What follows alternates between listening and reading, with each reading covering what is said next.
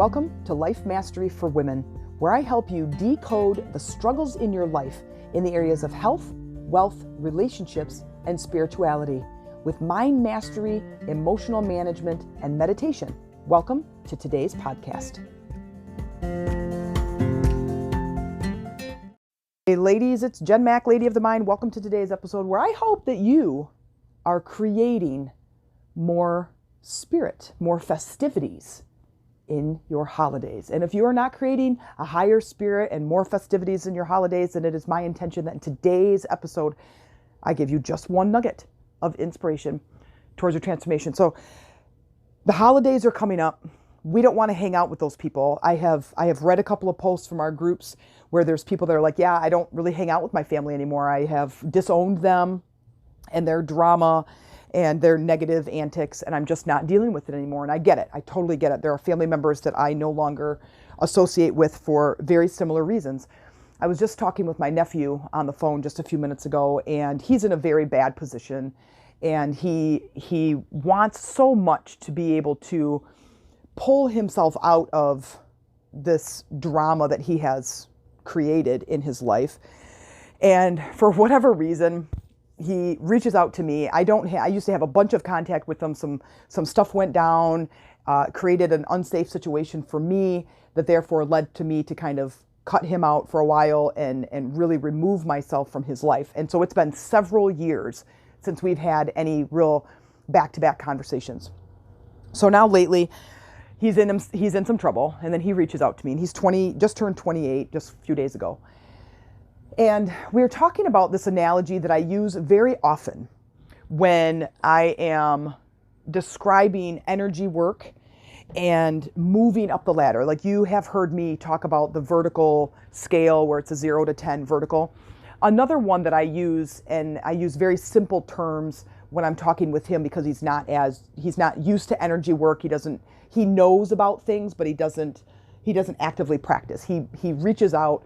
He manipulates the world around him. It doesn't go very well. And then he finds himself into some real holy moly and then reaches out to me. And I want to say in a very fun, sarcastic way, I'm like, then I set him straight. He doesn't go and use the tools, but then I just keep saying the same thing over and over again to him. So, and sometimes we need that, right? Sometimes as humans on this planet, we need to hear the message 400,000 times in order for us to take advantage of the tools that are in front of us. And I realized today that my real purpose on this planet is to seek the truth about life, the truth about the universe, the truth about energy and healing and creating, the truth about suffering. Why do we suffer? Why are these things happening? Why do people who are overweight or people who are poor or people who are not injured, but sick, why don't they get better? When we look around us and we see those people that are in those negative states, whatever, physical health, emotional health, poverty, terrible jobs, terrible relationships, or terrible parents, negatively focused, why don't they, over the course of time, get better?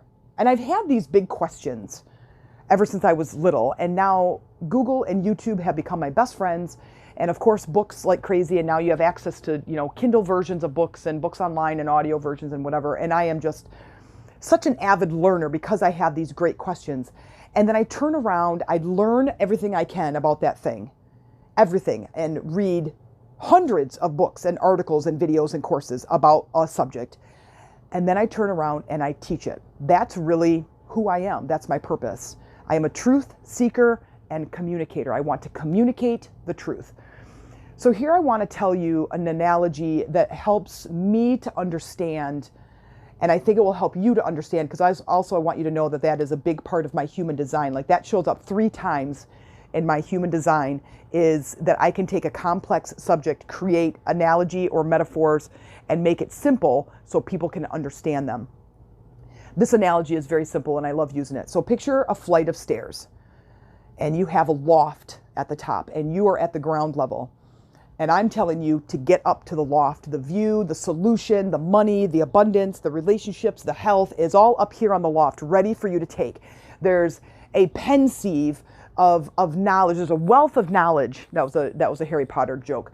There's a wealth of knowledge up at the top on this loft. It's just this water, and you dip into it. You're completely healed. Your abundance starts to come up. Your relationships get better. Your health, your physical health gets better. Your emotional health gets better. Just everything you can imagine. Every single thing that you want is up there at that loft. And I say, get up there. And you look at me and you say, I can't get up there. It's 35 feet. Like, I can't get up there. And I say, then you take one step at a time and you incrementally move yourself up these stairs. Now, you come around the corner and you look at the stairs, and each one is 10 feet high. Each step is 10 feet high and 20 feet wide. The only way you can get up there is to think about getting up there. The only way to get up there is to visualize, to meditate, to increase your emotional state by using your mind and directing your mind in a way that elevates you. Isn't that beautiful? I thought that was perfect. Now, of course, I gave him the simpler version. I said, just get up the stairs. I didn't tell him they were 10 feet by 20, but this is all coming to me now as I'm talking with you, because I go inward and connect intuitively to give you the best message for you to hear, the one nugget, whatever that one nugget is. I don't have sheets in front of me. I don't script out my podcast. I connect intuitively. I come up with the idea and the story and the lesson, and then I say, let's go. I start talking and pacing. As I am talking to you and I'm picturing these stairs, there's only 10 of them, but they're big stairs. 10 feet? How the hell do I get up 10 feet? What if I'm overweight? What if I'm injured? What if I'm in a wheelchair? What if I only have one leg? What if I can't raise my arms above my head? And I say, listen, you go inward to elevate. You go inward to elevate. You go inward. What does inward mean? Bringing your awareness inside, using your mind to direct your thoughts, to communicate and elevate your emotional state. I hope you're taking notes. This is quite powerful, I think. In doing so, what you're doing is you're stopping from creating the past. When we're talking about the holidays and I say, tell me about your holiday experience. Why don't you want to go? And all you're going to do are tell me past stories. And if you've listened to literally podcast number 3, that is titled Stop Throwing Dog Poop, that will make perfect sense in what I'm about to share with you right now. If I, from this present moment, communicate with emotion about something from my past, I am recreating my past in my future. I am taking what I've already experienced, throwing it out onto the sidewalk of life and recreating it with my words and my emotions and where I'm directing my thoughts. Okay? Are you with me? Basically, in episode number 3, I am talking about taking dog poop and throwing it out onto the sidewalk of life. That's your past. Your dog poop is your past. It's already pooped. It's past. It's history. And I take it and I throw it out in front of me on the sidewalk of life. More than likely, I'm going to step in it. And then I get mad at the neighbors who have dogs and I'm stepping in their dog poop. Because that's what we do. Here's what I'm talking about. Let's say you and I go and meet for coffee and we are sitting in a coffee shop across from each other at this small table. And you say to me, I say, hey, what did you have plans for the holidays? And you say to me, oh, sure, yeah, I have plans for the holidays. I'm going to my Aunt Jody's and this is what we're going to do. And I'm sure Uncle John's going to be there and he gets drunk and then he's an idiot and then he does this and he does that and he's all this dramatic and he's whatever and he hates everything and he's mean to my Aunt Jody and it goes on and on. So you're taking dog poop. That's you. That's you taking it. Energetically, you are directing your thoughts. Now, of course, I did ask. I get it.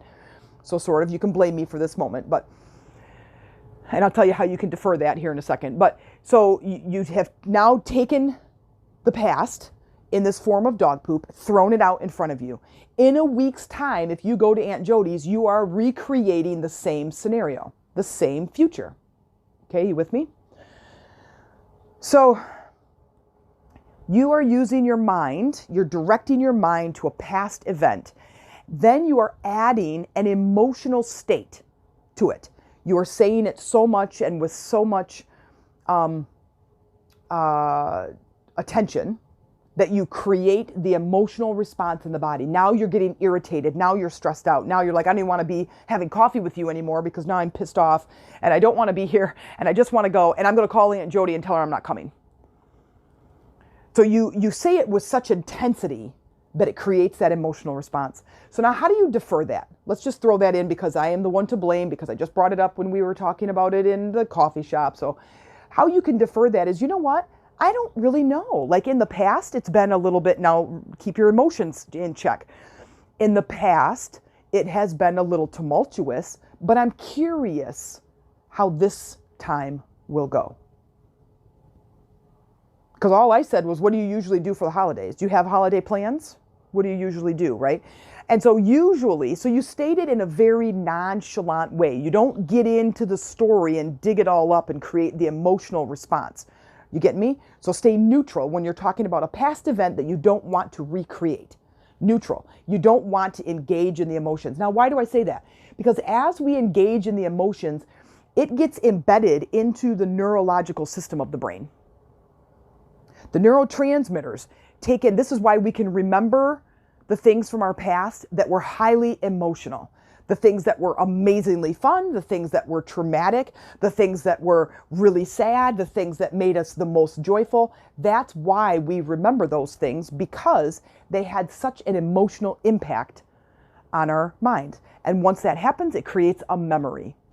And now that memory holds dear in our mind, and we can recreate it anytime we want, and we can re-say it and restate it, and it creates a very similar emotional response in our body. Once we are creating that same emotional response in our body, we now are recreating it out in our life experience, the same past. Okay, are you with me? Now, if you want to change and increase increase your, or improve your spirit, your holiday festivities, you want it to be different, then you have to be different. If you want to do things differently, if you want the outcome to be different, you have to be different. You have to think differently. You have to create a new future. Now, how do we do that?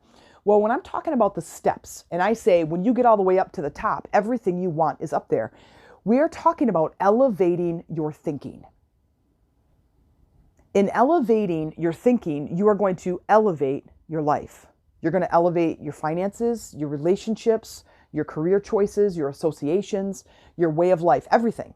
Everything that you do.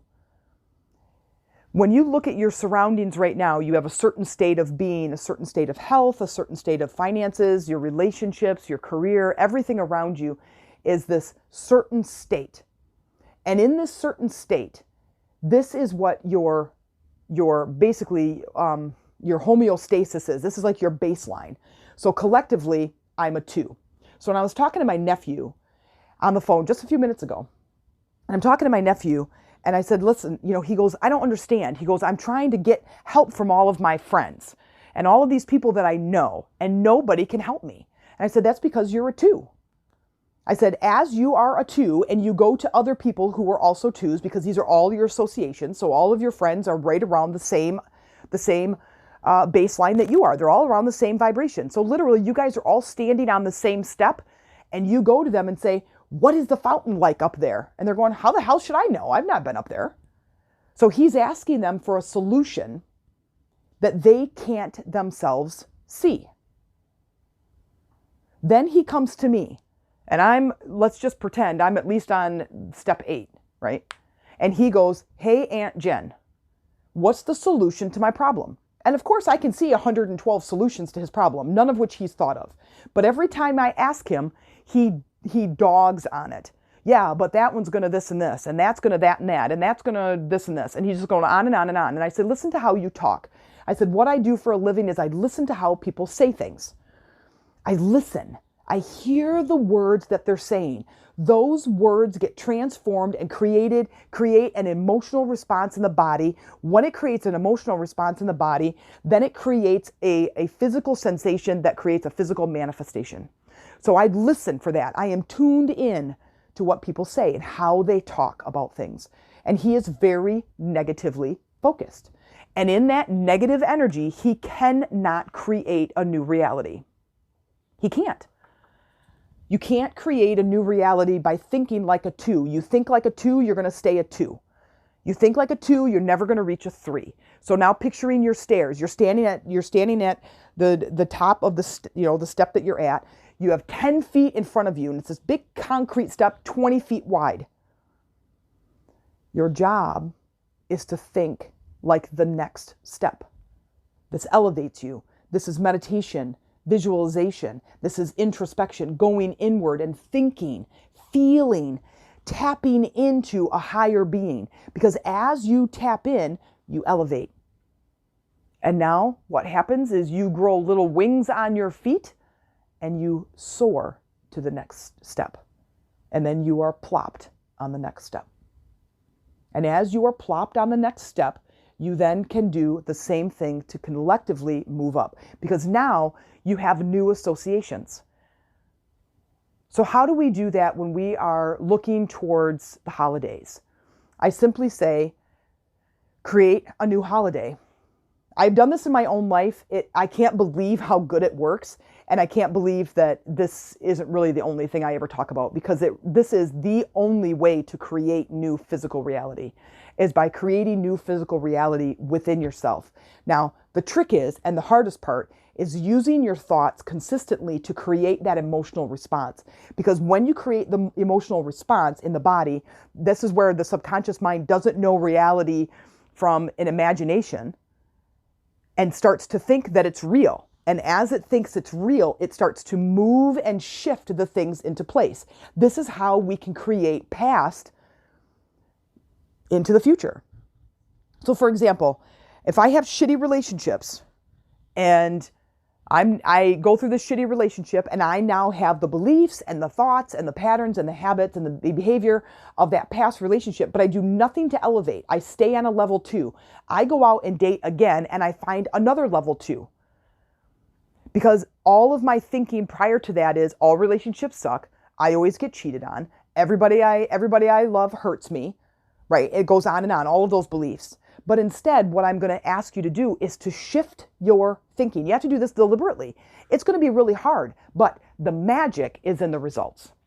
And the magic formula is all in your emotional body, using your thoughts to elevate your emotions. Because once you can feel like you're already on the next step, you're already on step 3 or 4 or 9, the future gets created. Because your past doesn't get created without your thinking of it. So if I move in now to another relationship and it turns out to be the exact same kind of a relationship, just with a different name than the one I just had, it's because I recreated it. The mind then works with the force, with the energy of the world, with the consciousness, right? With God-like energy, and says, okay, she has embedded this in me and this is what she wants to create again. She wants to create another shitty relationship.